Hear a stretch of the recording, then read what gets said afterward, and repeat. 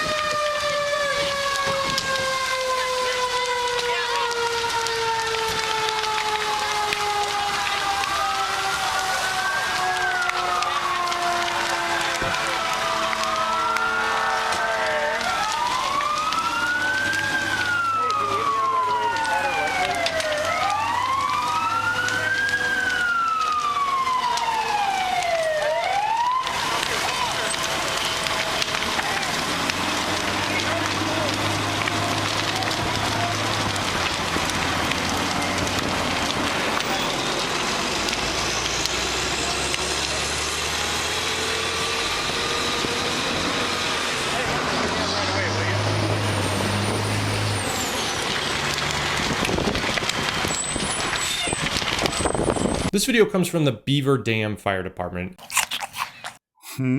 And as always, I will put a link to the original video in the description below. But even though this video is a little bit older, I really wanted to use it because I think it's a great example of using a Master Stream strategically. So when they first show up, what do you see here? Well, most obvious, the entire first floor looks like it is fully involved. And even though that's the case from where we're standing, at least this point of view, you can't really see that there's any real exposures that are in danger. It looks like the house behind this one is fairly far away, but it doesn't look like there's a lot of flames coming out of the back. We can't really see on that D side, the far side from where they are. Maybe there's something close, but that's always something you want to be aware of. Also, if you're going to be using a Master Stream on a residential fire like this, I don't really see anything that's in the way. You see those trees out front. That really shouldn't make that much of a difference. They're not that big and they're not really blocking a lot of the fire. They should be good either way. The other thing you want to notice is that there is a hydrant right there on the corner. That's important. We'll talk about that here in a little bit, but getting a large water supply or being able to secure one quickly is very important when you're going to be using a Master Stream. Individuals that are inside the home at this time. What we can tell you is that crews are just now getting water turned onto the blaze. And we will have more information for you as it becomes available here on WXRO later in the afternoon. Thanks.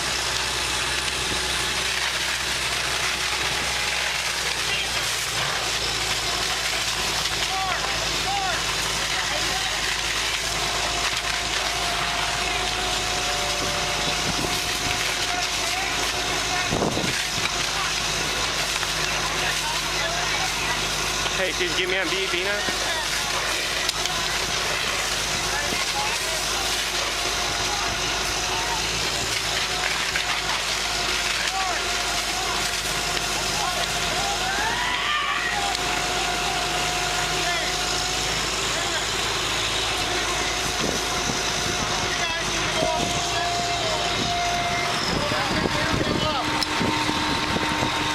So if you're new to firefighting or you've never had the opportunity to use a Master Stream or a deck gun as it's commonly called, you can see what a powerful tool it is. However, like I said at the beginning, it's not always the right tool for every job, and there's some things you're going to want to keep in mind before you open up that deck gun. The first and most important thing you're going to want to keep in mind is, are you going to be able to secure a water source? If you didn't know, the average Master Stream can put out anywhere from 500 to about 1,200 gallons per minute, and the average fire engine carries anywhere from 500 to, at the high end, maybe 1,000 gallons on board. That means if you have that Master Stream or that deck gun opened up, you're going to run out of water very quickly. You have a very short amount of time unless you're able to secure a water source. And the last thing you want to do is run out of water on a fire scene.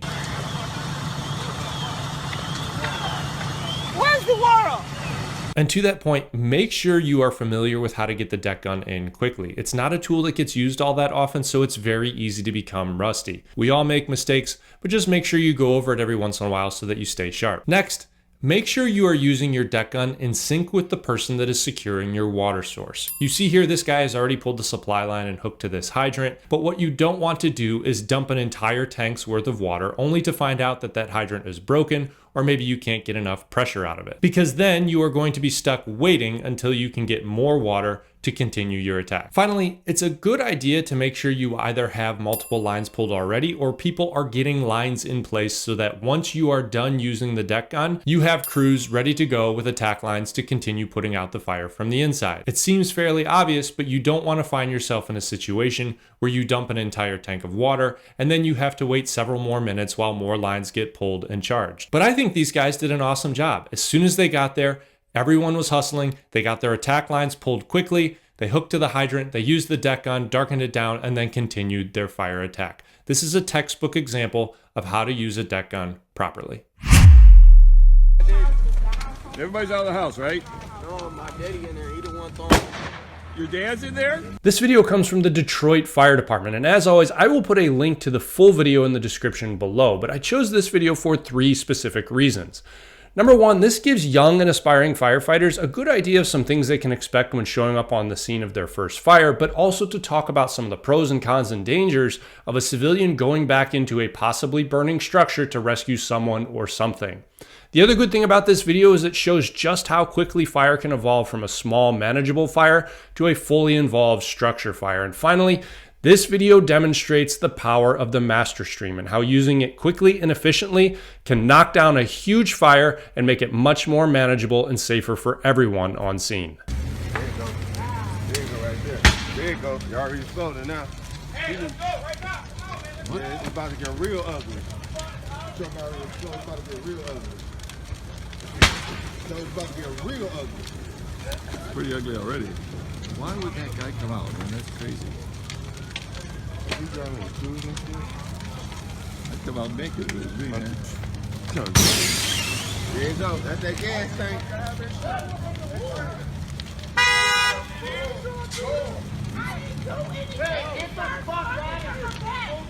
Whatever that bump was that kept bumping. Props to this off-duty firefighter for being willing to go in and rescue this guy while everybody else stood out on the sidewalk and watch. Because depending on the state that you're in, if you are not on duty, you may not have a duty to act. So the fact that he was willing to do this regardless speaks to his character. But this brings up a good question, which is if you see something like this, should you go back in to rescue someone or something? And generally the answer is going to be no. Now that's a difficult question to answer because it's going to be so situationally dependent. I'll be honest, if I saw a situation like this and it was my friends or family in that home, you better believe I would go back in there to rescue them. But this is something that you should be aware of as a young or aspiring firefighter, is that people are going to do this. And one of the first things you should ask bystanders on a scene is there anybody in the house? And even if they say no, this reinforces the importance of getting a quick knock on the fire and doing a good primary and secondary search. The other thing that this clip shows is the importance of having police on scene. You keep seeing these cars go back and forth on the road. It's good to have them set up roadblocks to protect you, your apparatus, and your fire hose from drivers that aren't paying attention. But it's also important to note that you saw as soon as this guy came out of the house, he immediately went over to this woman, maybe it's his wife, girlfriend, sister, whoever it is, and began yelling at her. And now they're getting into an argument. Obviously, house fires are emotional events, and when people are in the midst of an emotional event, they can act erratically. Now, obviously, they're not at the point where they need police intervention or anything like that, but it's good to have them there on scene to keep people from acting erratically in a way that might distract you from being able to do your job. That's a serious fire. Very serious.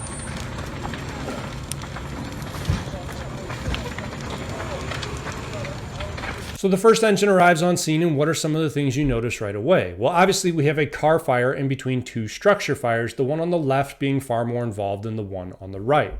But without going into an entire size up, this is exactly what this fire looked like 3 minutes ago.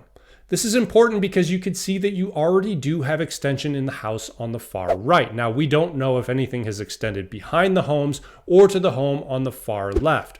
But as a lot of your efforts and attention are focused on the house in the middle, the one that's far more involved, don't forget about extension, particularly in the house on the right. At least he ain't got me. At least dumbness ain't racist. He go anybody. That's a serious hose. Yeah, I see. I'm like, damn, I ain't thought it was never put that one out. I'm not gonna let it burn to the ground.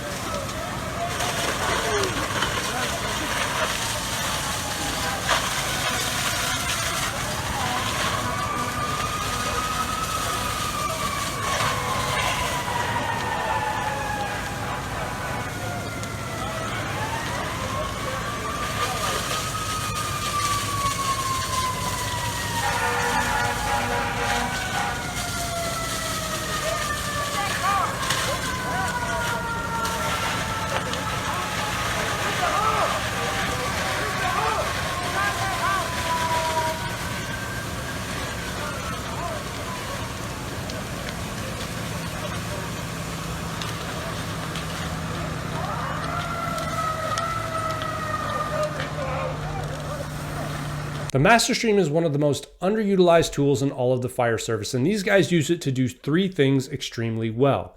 Number one, they used it strategically to put a lot of water on the bulk of the fire to knock it down quickly. Number two, they had someone standing off to the side of the structure directing the pump operator as to exactly where that stream was hitting. If you've never used a MasterStream before, sometimes it can be difficult to tell, depending on the angle, exactly where you're hitting. So having someone standing off to the side saying up, down, left, right can be very useful. And third, they had their accessory hand lines pulled. It looks like they pulled 2 3/4 hand lines, and while they haven't yet charged them, that's a quick process. So as soon as you shut down that MasterStream, charge those hand lines, you could go in and clean up. But if you want to see another great example of using a MasterStream strategically, watch this video next. This was one of the best and most coordinated attacks I've seen in a long time. But of course, someone said something in the comments, so I've got to respond to it.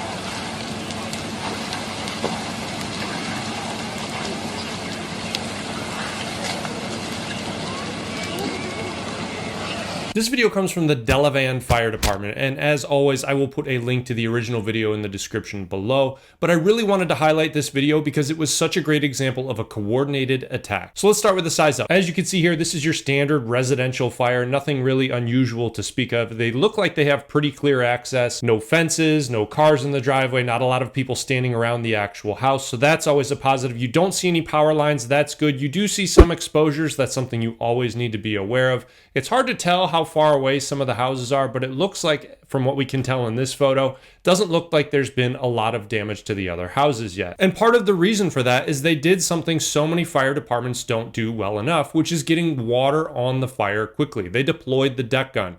Now, I did an entire video about deck guns somewhere else on this channel. I will link it somewhere. A deck gun is such an underutilized tool. You can see here, they got the deck going within seconds of putting that truck in park, and we're beginning to put a ton of water on this fire. The other thing that they did that was really good is they got 2 accessory lines pulled to either A, protect the exposures, or B, begin to clean up the outside of the house. Now, in my last video about deck guns, somebody made the point of saying in the comments that deck guns are only good for putting out the fire on the exterior, and yes, I thought that kind of went without saying. That is true. That's why it's so important to pull accessory lines and have them ready to go so that as soon as you knock down most of the fire, you can get in there right away and clean up on the interior. But one thing about this initial arrival happened that I wanted to point out. So I'm going to start the video again from the beginning, and I'll stop it and clear up something that I saw in the comments.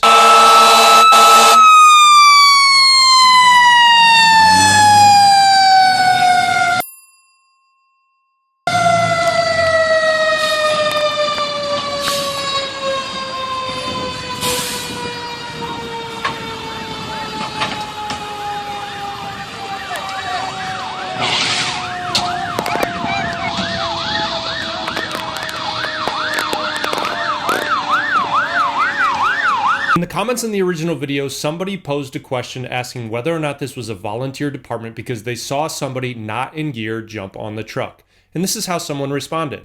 Fire apparatus are public property paid for by tax-paying citizens. They are allowed to help and do what they want as long as they know what they are doing and do not impede on any firefighters. What? As a general rule, this is terrible advice. If you don't know what you're doing, or if you're someone that thinks you know what you're doing, do not walk up to a working fire apparatus and begin pulling tools and equipment off of it. Now, in this situation, my guess is the guy that did that either works for that department and was off duty or worked for a neighboring department. You can tell because number one, he knew how to carry the hose properly, but also he grabbed the hydrant bag. Unless you're a firefighter that has worked as a pump operator, generally it doesn't occur to you to make sure to grab the hydrant bag before you go hook a hydrant. You could tell he grabbed both, so he knew what he was doing and he knew where to locate the hydrant bag on the truck. Now, if you walk up to a random working fire truck and begin pulling tools and equipment off, someone is probably going to stop you. And no, just because you are a tax-paying citizen, it does not give you the right to do that. Taxes. Number one, they don't know who you are. They don't know if you know what you're doing, and even if you do know what you're doing, you probably don't know what their plan is. You probably didn't hear the size up. You probably don't have a radio on you knowing exactly what their plan of attack is going to be. So as a general rule, if you show up at a fire scene and you want to give help in some manner, walk up to somebody and ask, whether it be the OIC or whether it be the pump operator, identify yourself and ask if there's anything you can do to help.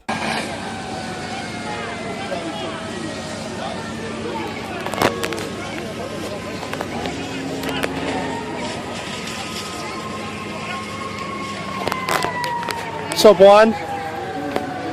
Mission failed. We'll get them next time.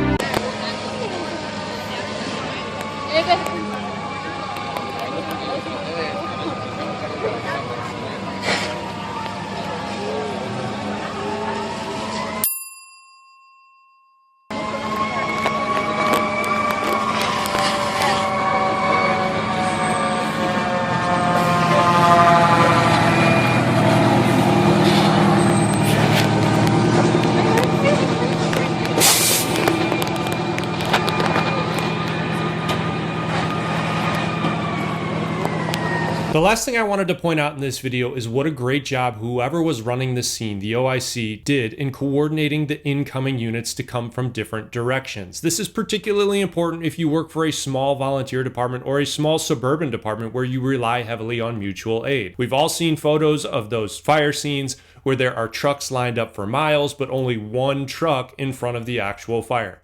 This OIC did a great job making sure he coordinated this engine from here and this ladder from the other side and the squad from the other side. That's something you don't see very often, but it's always a good thing to keep in mind, especially if you find yourself in a situation where you're in charge.